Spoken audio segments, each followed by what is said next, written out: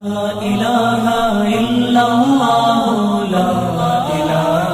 إلا الله لا إله إلا الله لا إله إلا الله.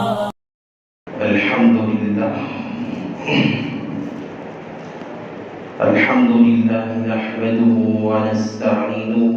ونستغفره ونؤمن به ونتوكل عليه ونعوذ بالله من شرور أنفسنا ومن سيئات أعمالنا. من يهده الله فلا مضل له ومن يضلله فلا هادي له. ونشهد أن لا إله إلا الله وحده لا شريك له. ونشهد أن سيدنا ومولانا محمدا عبده ورسوله صلى الله عليه وعلى آله وأصحابه وبارك وسلم تسليما كثيرا أما بعد فأعوذ بالله من الشيطان الرجيم. بسم الله الرحمن الرحيم. ليس البر تولوا وجوهكم قبل المشرق والمغرب ولكن البر من آمن بالله واليوم الآخر والملائكة والكتاب والنبيين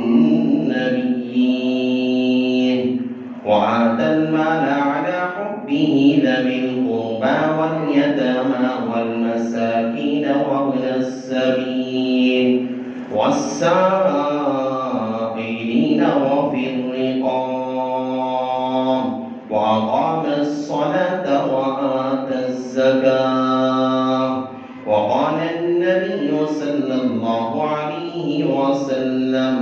الراحمون ارحمكم من في الأرض ويرحمكم من في السماء، أو كما قال النبي عليه الصلاة والسلام. رب اشرح لي صدري ويسر لي أمري واحلل عقدة من لساني يفقهوا قولي. اللهم صل على سيدنا مولانا محمد في أول كلامنا. اللهم صل على سيدنا مولانا محمد في أوسط كلامنا. اللهم صل على سيدنا مولانا محمد في آخر كلامنا.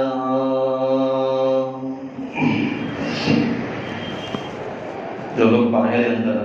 کی حصے کرو.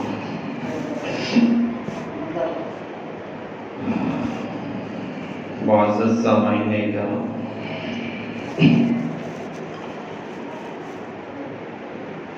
اور میرے غیور مسلمان نوجوان بھائیوں،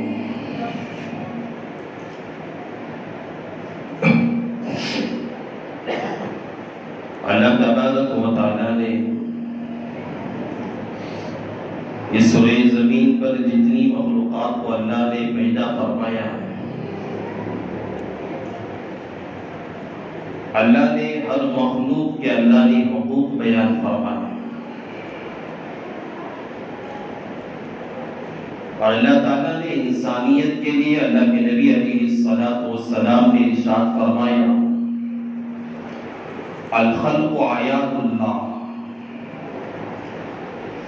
یہ مخلوق ساری کی ساری اللہ کی عیال میں سے. جس طرح عیال اپنے گھر بار والا آدمی اپنے بھائی کے ساتھ جیسی محبت رکھتا ہے، اور جو پیار اور جو ذمہ داری، ایک دوسرے کی الفت، ایک دوسرے کا درد، ایک دوسرے کی تکلیف پر رنج کرنا، تکلیف اٹھانا، جس طرح ایک دوسرے میں ہوتا ہے، اللہ کے نبی علیہ السلام نے فرمایا کہ دنیا کے اندر رہنے والا آدمی چاہے جیسا بھی ہو، کالا ہے آدمی، پیلا ہے آدمی، چاہے کون سے خاندان سے تعلق رکھنے والا ہے، چاہے اس کا خاندان اعلیٰ ہو، چاہے ادنا خاندان سے تعلق رکھنے والا ہو، چاہے مالدار ہو، چاہے غریب ہو، چاہے جیسا بھی ہو، اللہ کے نبی علیہ السلام نے فرمایا کہ الخلق عیال اللہ، یہ مخلوق، اللہ کی مخلوق آپس میں اللہ کی عیال ہے۔ اللہ تعالیٰ کے نبی علیہ السلام نے سمجھایا کہ دنیا میں انسان آتا ہے، ہر آدمی کے ساتھ حالات الگ الگ پیش آتے ہیں، ہر آدمی کے ساتھ مصیبتیں، مسائل، شکایتیں الگ الگ ہوتی ہیں، ہر آدمی کے ساتھ کچھ نہ کچھ وبائیں اس کا شکار ہو جاتی ہے، آدمی کسی مصیبت کا شکار ہو جاتا ہے، ہر ایک کے حالات الگ ہوتے ہیں، ہر آدمی الگ مصیبتوں کا، مسائل کا شکار ہوتا ہے، اور انسانیت کا تقاضا ہوتا ہے، اور انسانیت یہ تقاضا کرتی ہے، اور فطرت انسانیت کے اندر اللہ نے اس چیزوں کو رکھا ہے کہ جب ایک آدمی رنج میں ہوتا ہے، تکلیف میں ہوتا ہے، مصیبت میں ہوتا ہے، چاہیے کہ اس کا دوسرا بھائی اور اس کا دوسرا مسلمان اس کا رنج کھائے، اس کی تکلیف میں شریک ہو، اس کی پریشانی میں ساتھ دے، اس کی مصیبت میں اس کا ساتھ دے، اس کی پریشانی کے وقت میں اس کے ساتھ آئے، شریعت یہ کہتی ہے۔ اس لیے حالانکہ جتنے ساری دنیا کے اندر انسان پیدا ہوتے ہیں، اسی لیے اللہ کے نبی علیہ السلام نے کہا کل مولود یولد علی الفطرہ، ہر بچہ دنیا میں جو پیدا ہوتا ہے، مسلمان کے گھر میں پیدا ہوا بچہ، بھیڑ کے گھر میں پیدا ہوا، غیر مسلم کے گھر میں پیدا ہوا، سکھ کے گھر میں پیدا ہوا، یہودی کے گھر میں پیدا ہوا، بت پرست کے گھر میں پیدا ہوا، مشرک کے گھر میں پیدا ہوا، چاہے نصرانی کے گھر میں پیدا ہوا، چاہے سورج کی پرستش کرنے والے، بتوں کی پرستش کرنے والے، گائے ماتا کا پیشاب پینے والے، گائے ماتا کو اپنا خدا ماننے والے، چاہے دنیا میں جس مذہب سے تعلق رکھنے والی انسانیت کیوں نہ ہو،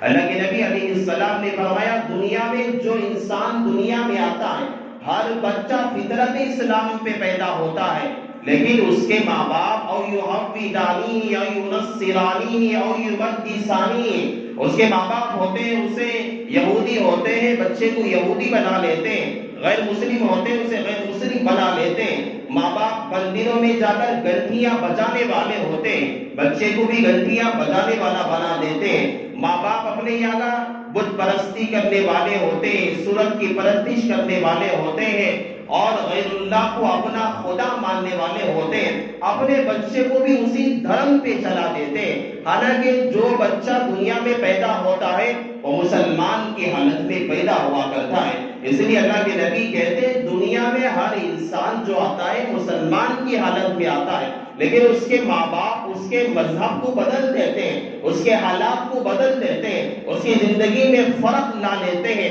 بچہ دیکھتا ہے ماں باپ جا کے مندروں میں گھنٹیاں بجاتے ہیں، بچہ دیکھتا ہے ماں باپ جا کر جو ہے بت پرستی کرتے ہیں، بچہ دیکھتا ہے کہ ماں باپ گائے ماتا کا پیشاب پیتے ہیں، بچہ دیکھتا ہے کہ ماں باپ جا کر کسی غیر اللہ کو اپنا رب مان کر بیٹھے ہوئے ہیں۔ بچہ اپنی فطرت کی وجہ سے ماں باپ کو، اپنے بڑوں کو، اپنے سرپرستوں کو دیکھتے ہوئے اسی فعل کو کرنے لگ جاتا ہے۔ حالانکہ ہونا تو یہ چاہیے تھا جس طرح ہر بچہ دنیا میں آتا ہے مسلمان کی حالت میں آتا ہے، تو ہونا تو یہ چاہیے تھا کہ اگر ماں باپ اپنی جگہ مسلمان ہوتے تو ساری دنیا کے لوگ مسلمان ہوتے ہیں۔ تو اللہ کے نبی علیہ السلام نے فرمایا کہ مسلمان جو ہوتا ہے وہ دنیا میں رہنے والا ایک بھائی کا درد دوسرے بھائی کو ہونا چاہیے، یہی انسان کی فطرت بھی ہوتی چاہیے۔ اور جو آدمی انسان کی فطرت کے اندر جو چیزیں اللہ تبارک و تعالیٰ نے رکھی ہیں، ان چیزوں میں سے ایک چیز بھی یہ ہے کہ اس بازو پڑوس میں رہنے والا آدمی بیمار ہے، پریشان ہے، مصیبت زدہ ہے، اور پڑوس میں رہنے والا آدمی کو کوئی اس کی پرواہ نہیں ہوتی، اس کے چہرے پہ کوئی بل نہیں پڑتے، سامنے والا آدمی پریشان حال ہے، اس کے چہرے پہ کوئی رحم نہیں آتا، دل میں کوئی کرم نہیں آتا، یہ چیزیں انسان کی فطرت ہی سے الگ ہے، یہ چیزیں انسان کی فطرت ہی سے الگ ہے، کیونکہ اللہ تبارک و تعالیٰ نے ساری مخلوق کے اندر، انسانیت کے اندر بطور خاص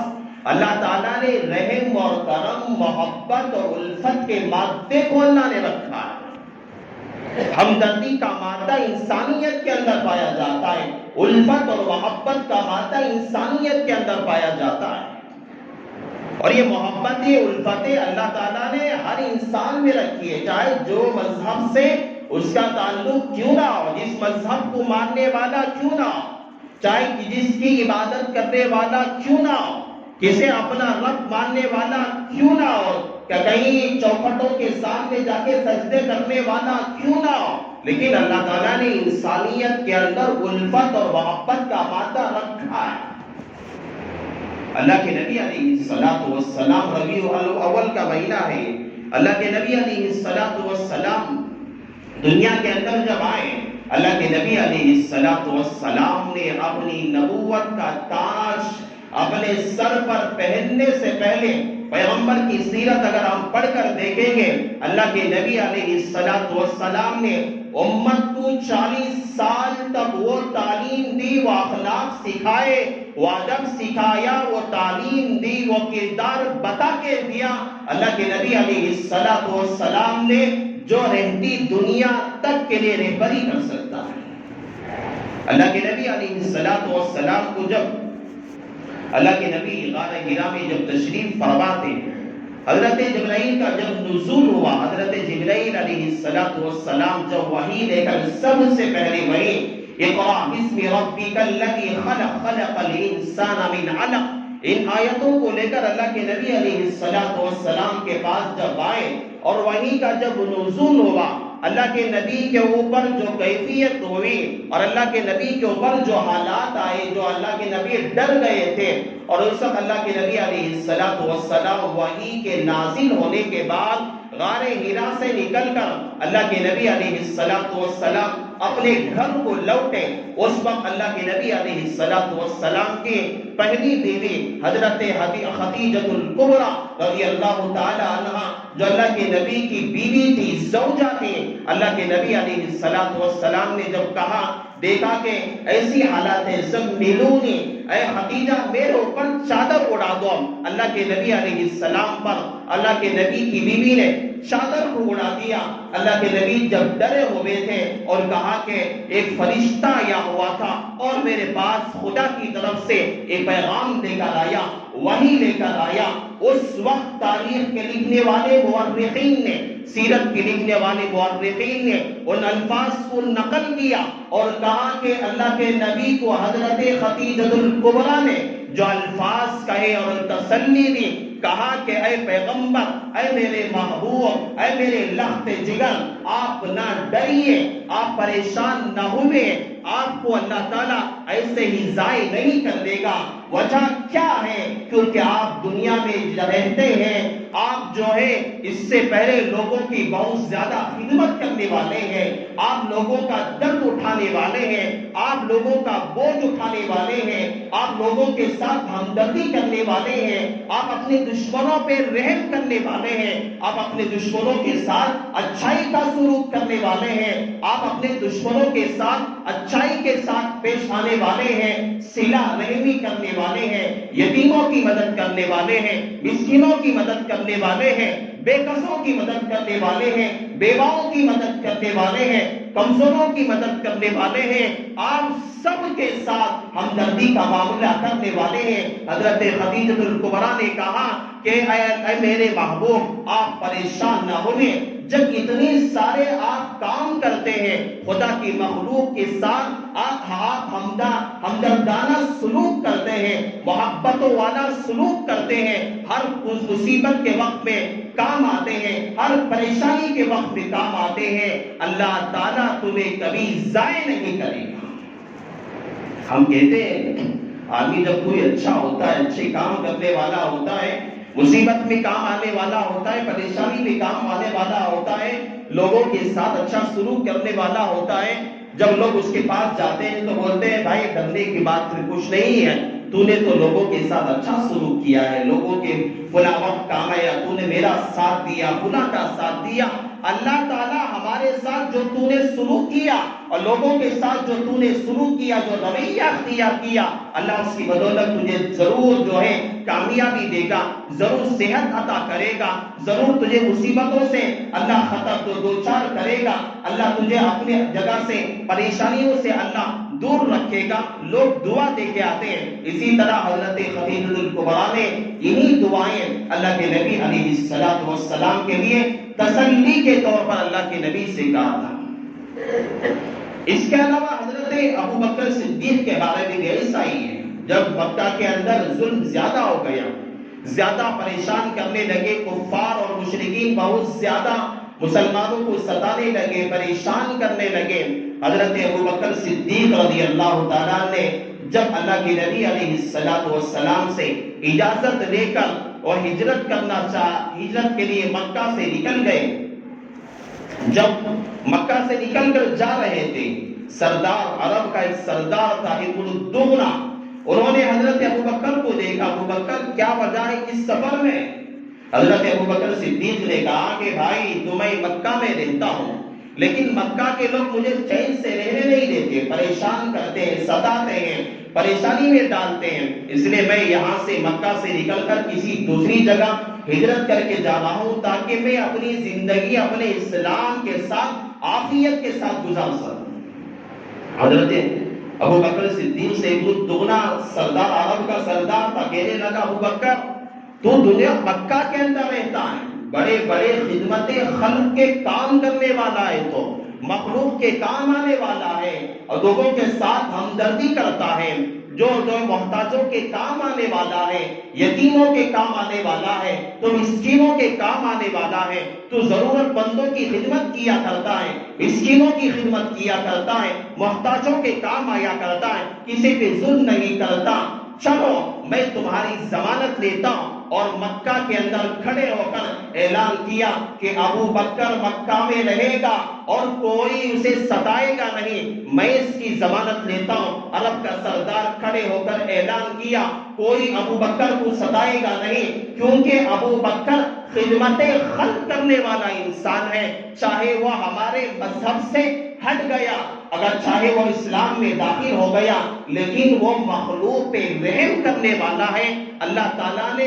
غیر مسلموں کے اندر، کافروں کے اندر، میں نے کہا مشرکوں کے اندر چاہے مذہب الگ ہوگا، لیکن انسانیت کی وجہ سے اللہ نے ہر ایک کے اندر فطرت اور محبت، اللہ رحم کا مادہ رکھتا ہے۔ آدمی سامنے والا دیر چمہار ہوگا، لیکن وہ سمجھتا ہے کہ آدمی رحم کرنے والا کون سا ہے، کون سی اچھی چیز ہے، کون سی بری چیز ہے، کون سا جو ہے سب کام ہے، کس پہ ظلم ہو رہا ہے، آدمی کو یہ چیزیں سمجھ میں آتی۔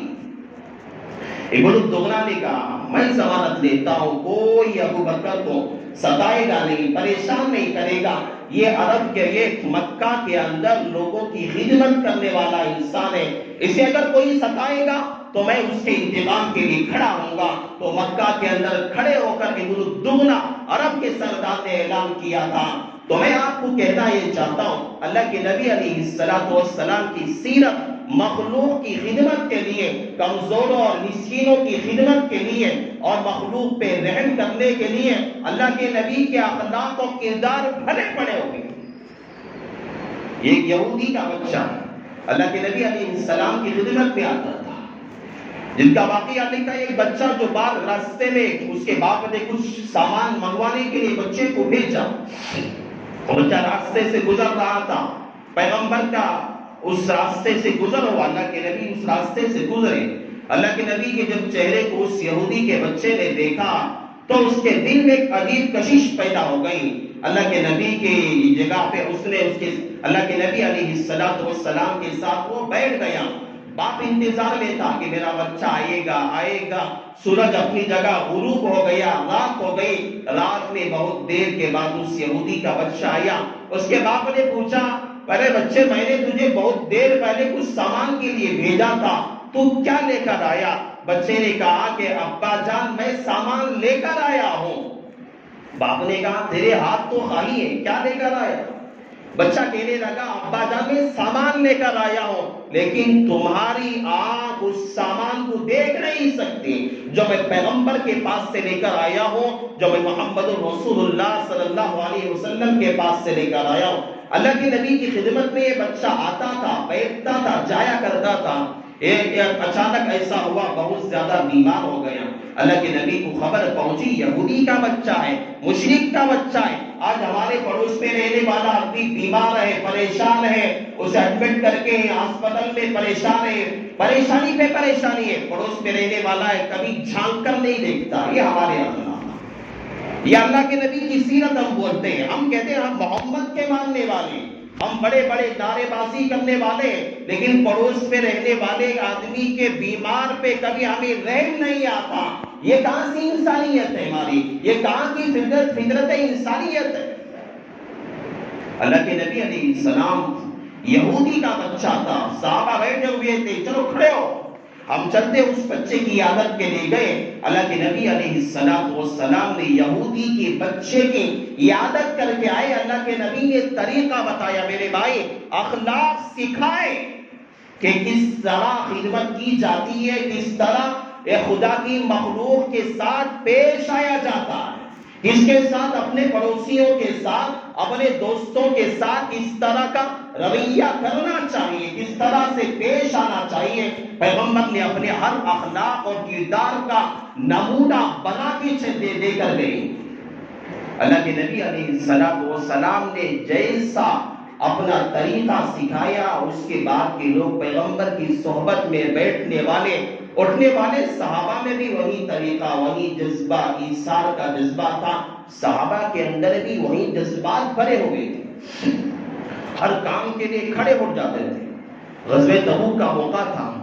اللہ کے نبی علیہ السلام نے پورے مدینہ کے اندر قحط پڑ چکا تھا.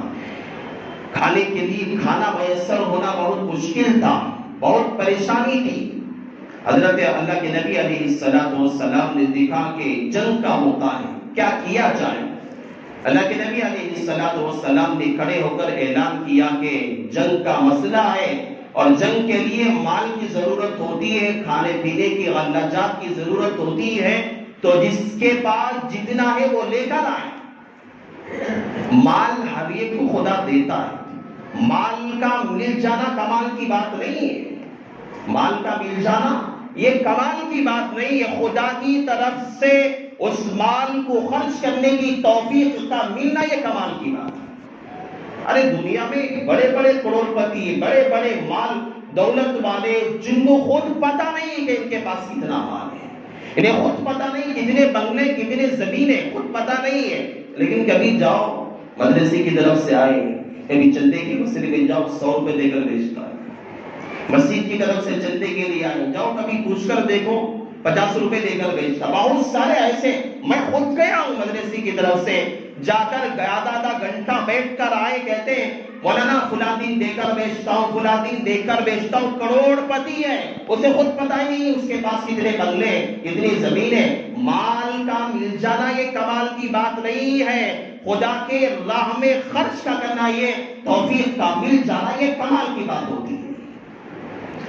غزوہ تبوک میں اللہ کے نبی نے اعلان کیا, صحابہ لا کر اپنا مال جمع کرتے گئے. اللہ کے نبی نے اپنا رومال بچھا دیا, کپڑا بچھا دیا, صحابہ لاتے اپنا مال لا کر رکھتے جاتے. صحابہ میں آگے بڑھنے کا جذبہ تھا, خدمت خلق کا جذبہ تھا, کہ وقت ہے، اس وقت کے اندر ضرورت ہے اس خدمت کے کرنے کی، اس وقت یہ خدمت ہمیں کرنا چاہیے۔ اس وقت مدینہ کے اندر قحط پڑا ہوا ہے، لوگ بھوک سے مر رہے ہیں، پیاس سے مر رہے ہیں، اور ایک طرف تو دشمن اپنی تلوار لے کر اپنی تلوار کو سام کر کھڑا ہوا ہے اور لڑنے کے لیے کھڑا ہوا ہے۔ ہمیں خدمت کرنا چاہیے۔ صحابہ آگے بڑھنے لگے۔ اس واقعے میں حضرت عمر فاروق کہتے ہیں، بولے دل میں خیال آیا ہمیشہ حضرت ابوبکر صدیق مجھ سے آگے بڑھتے، چلو اب یہ موقع اچھا ہے، میرے پاس مال زیادہ ہے، میں زیادہ مال لا کر میں اس کا نیکی کے کام میں آگے بڑھ جاؤں۔ حضرت عمر فاروق اپنے گھر گئے، سارا مال 2 حصوں میں تقسیم کیا، ایک اپنے گھر والوں کے لیے چھوڑا اور آدھا مال لے کر پیغمبر کی خدمت میں حاضر ہوئے اور کہا کہ یا رسول اللہ کے نبی نے حضرت عمر فاروق کو دیکھا تو کیا کہ عمر کیا لے کر آئے ہو؟ حضرت عمر فاروق نے کہا یا رسول اللہ گھر کا آدھا مال آپ کی خدمت ہے، حاضر خدمت ہے۔ اور اللہ کے رسول نے پوچھا گھر میں کیا چھوڑ کر آئے اے عمر؟ کہنے لگے یا اللہ آدھا مال گھر والوں کے لیے چھوڑ کر آیا ہوں۔ اللہ کے نبی نے حضرت عمر فاروق کے لیے دعا دی، حضرت عمر فاروق بیٹھ گئے۔ اتنے میں حضرت ابوبکر صدیق حاضر خدمت ہوئی۔ حضرت ابوبکر صدیق رضی اللہ تعالیٰ عنہ حاضر خدمت ہوئے، ایک بڑی پوٹلی بوریا لے کر آئے اور اللہ کے نبی کی خدمت میں ڈال دیا۔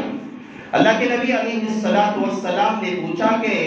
اے ابوبکر کیا لے کر آیا ہے، کیا چھوڑ کر اپنے گھر والوں کے لیے آیا؟ تاریخ میں الفاظ لکھے گئے ہیں، حضرت ابوبکر صدیق نے کہا کہ اے یا رسول اللہ، اے میرے محبوب، میرا سارا کا سارا مال خدا کے راستے میں حاضر خدمت ہے اور میرے گھر میں اللہ اور اس کے رسول کی محبت کو چھوڑ کر آئے۔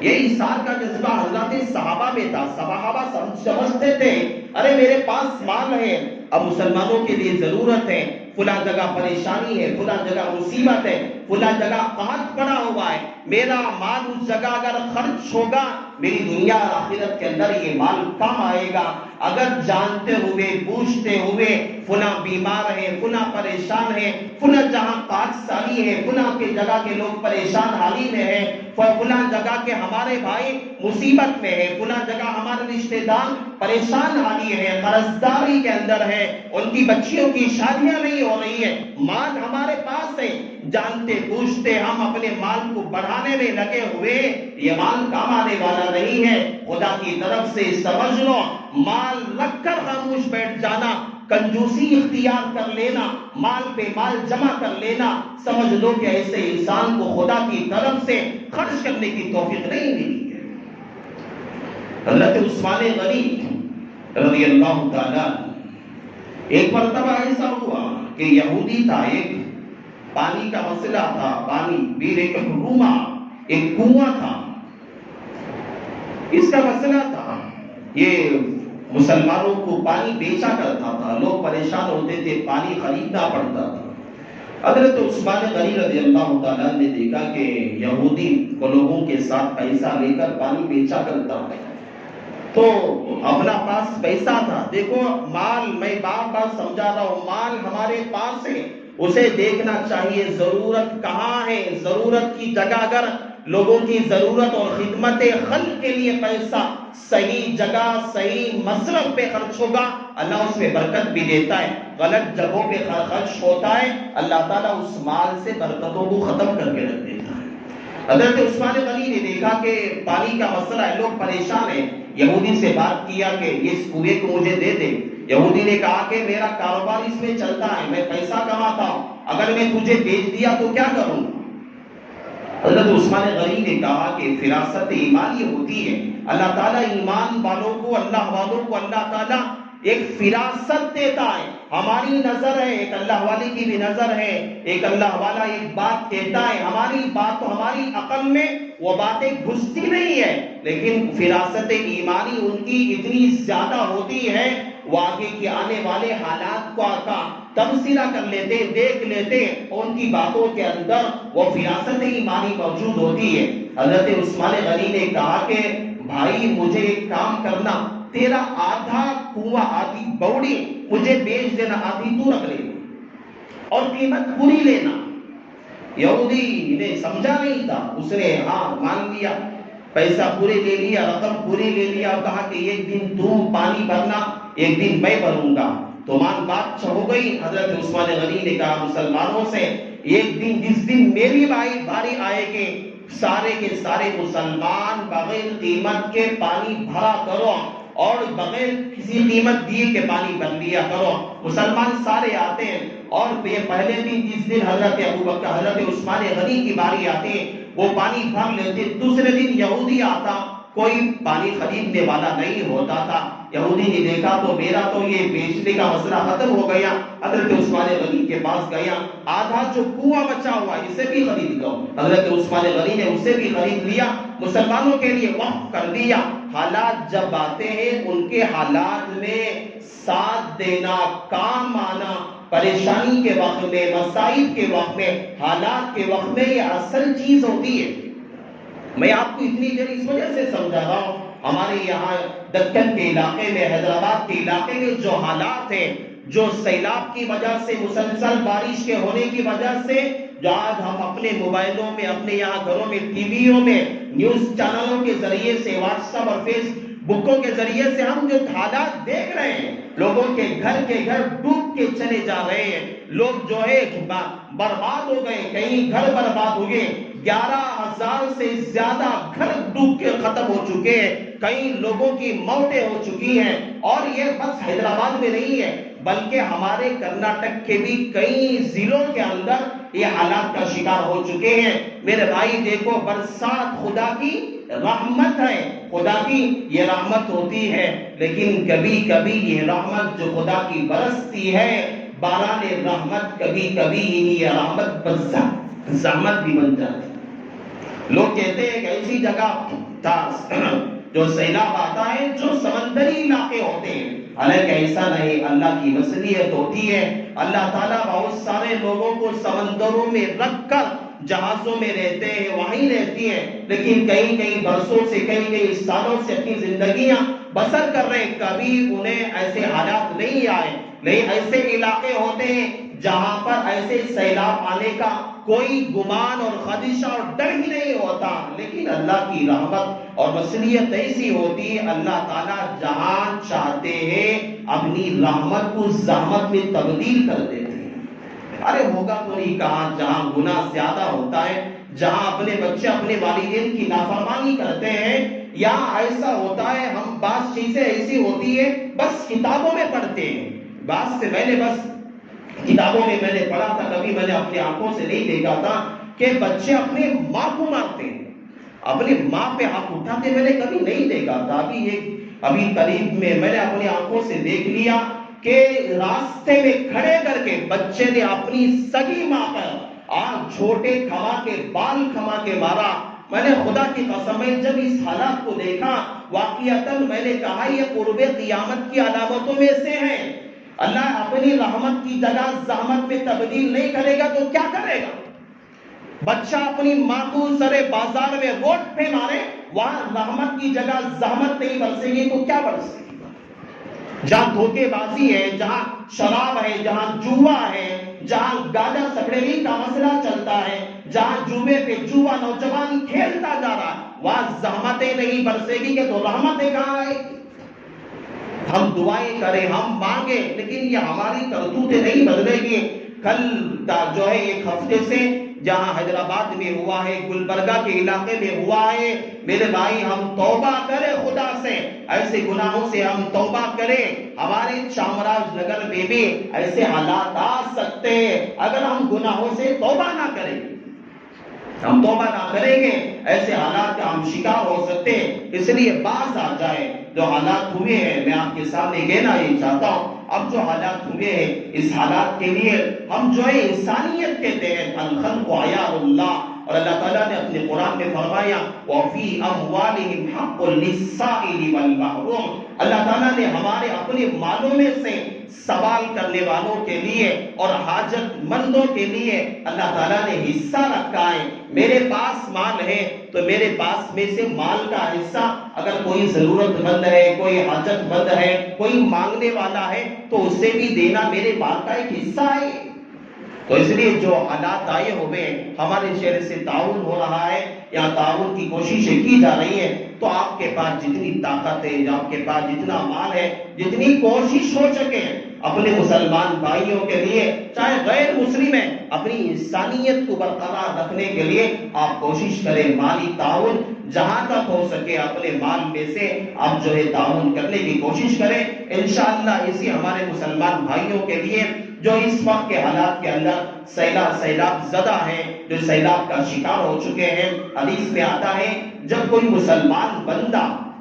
اپنے مسلمان بھائی کی حاجت کو پورا کرنے کی کوشش کرتا ہے، اللہ تبارک و تعالیٰ اس وقت تک اس کی بھی حاجت کو اللہ تعالیٰ، اس کی بھی ضرورتوں کو اللہ پوری کرتا رہتا ہے، اس کے کام کو اللہ تعالیٰ بناتا رہتا ہے، اس کے تقاضوں کو، اس کے مسائل کو اللہ تعالیٰ خود جو ہے درست کرتا رہتا ہے، پورے کرتا رہتا ہے۔ تو اس لیے میں آپ سے درخواست کرتا ہوں کہ ان لوگوں کے لیے آپ جہاں تک ہو سکے کوشش کر کے آپ جو ہے بہت زیادہ تعاون کرنے کی کوشش کریں اور دعائیں کریں کہ اللہ تعالیٰ جو لوگ جو ہے اس حالات کا شکار ہوئے ہیں، اللہ تعالیٰ سب کی حفاظت فرمائے، اللہ تعالیٰ تمام علاقوں کی اور تمام جہاں کہیں بھی مسلمان رہتے ہیں اللہ سب کی حفاظت فرمائے، بالخصوص ہمارے علاقوں کو بھی اللہ تعالیٰ حفاظت فرمائے، اللہ ہم سب کو اللہ توبہ کی توفیق نصیب فرمائے۔ انشاءاللہ نماز کے بعد نوجوان گیٹ کے پاس کھڑے ہوں گے، آپ حضرات جاتے ہوئے بھرپور تعاون کرتے ہوئے جائیں، اللہ تعالیٰ آپ کو بھی اللہ بھرپور آپ کی مدد فرمائے، اللہ آپ کی نصرت فرمائے۔ بس انہی کلمات پر اپنی بات کو بھی ختم کرتا ہوں، آمین، وآخر الدعوانا الحمدللہ رب العالمین۔